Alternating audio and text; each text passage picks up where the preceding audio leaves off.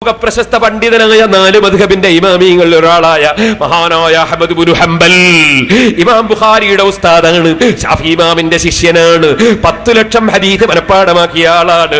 ആ അഹ്മദ് ഇബ്നു ഹംബൽ റളിയല്ലാഹു അൻഹു ഇസ്തിഗാസ ചെയ്തിട്ടില്ലെന്ന് മൗലവി പറഞ്ഞില്ലേ? എന്നാ മൗലവി മഹാനായ അഹ്മദ് ഇബ്നു ഹംബൽ റളിയല്ലാഹു അൻഹു, ആ അഹ്മദ് ഇബ്നു ഹംബൽ റളിയല്ലാഹു അൻഹുവിന്റെ ആ സംഭവം നിങ്ങൾ എന്തിനു മൂടി വെച്ചു? എത്ര സംഭവങ്ങൾ ഉണ്ട്, അതിൽപ്പെട്ടതാണ് കേട്ടോ അബ്ദുല്ലാഹി ഇബ്നു അഹ്മദ് ഇബ്നു ഹംബൽ റളിയല്ലാഹു അൻഹു. അഹ്മദ് ഇബ്നു ഹംബൽ റളിയല്ലാഹു അൻഹുവിന്റെ മകനാണ്. മഹാനവറുകൾ പറയുകയാണ്, സമീഅതു അബീ യഖൂലു, എന്റെ ബാപ്പ പറയുന്നത് ഞാൻ കേട്ടു. ആരാ ബാപ്പ? അഹ്മദ് ഇബ്നു ഹംബൽ റളിയല്ലാഹു അൻഹു പറയുന്നത് ഞാൻ കേട്ടു. ഹജ്ജതു 5 ഹജ്ജിൻ, ഞാൻ 5 ഹജ്ജ് ചെയ്തിട്ടുണ്ട്. മിൻ ഹസനതൈനി റാകിബൻ വ സലാസതൻ മാശിയ, 2 ഞാൻ വാഹനപ്പുറത്ത് പോയിട്ടും 3 നടന്നിട്ടുമാണ് പോയത്. ഔ സലാസൻ റാകിബൻ വ സനതൈനി മാശിയ, അല്ലെങ്കിൽ ബാപ്പ പറഞ്ഞത് 3 വാഹനപ്പുറത്തും 2 നടന്നിട്ടുമെന്നാണ്. ഏതായിരുന്നാലും ഫളലൽതു ത്വരീഖ ഫീ ഹജ്ജത്തിൻ, ഒരു ഹജ്ജിന് ഞാൻ പോകുന്ന സമയത്ത് വഴിതെറ്റിപ്പോയി. വകുന്തു മാശിയൻ, ഞാൻ നടന്നിങ്ങനെ പോകുന്ന സമയമായിരുന്നു.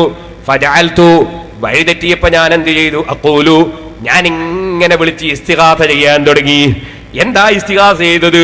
യാ ഇബാദല്ലാഹി ദുല്ലൂനി അലാ ത്വരീഖ്, യാ ഇബാദല്ലാഹി ദുല്ലൂനി അലാ ത്വരീഖ്, യാ ഇബാദല്ലാഹി ദുല്ലൂനി അലാ ത്വരീഖ്. ഖാല ഫലം അസൽ അഖൂലു ദാലിക ഹത്താ വഖഫ്തു അലാ ത്വരീഖ്. ഞാൻ ഇങ്ങനെ മഹാന്മാരെ വിളിച്ച് ഇസ്തിഗാസ ചെയ്തു.